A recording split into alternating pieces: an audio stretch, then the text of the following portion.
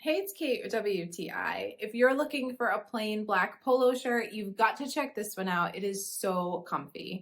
This polo shirt is by French Toast. I have it here in a size small, and I am just super happy with it. I love that it's stretchy, so it doesn't fit too tight. Even around the sleeves, I have room to move around in, which I love. And I think that the cut is actually really flattering. I wasn't really expecting that for a polo shirt, but I feel like it is. Whether you wear it out or if you need to wear it tucked in, I think that it can look super cute. I needed this for work, so I love that it's stretchy because I needed to be able to move around in it easily, and I absolutely can. It's breathable, it's cute, it's really well made, and I love the details. Of course, it's a collared shirt, and then it's got the buttons, and then it also has little details like that around the sleeve as well, kind of like a little cap in the sleeve.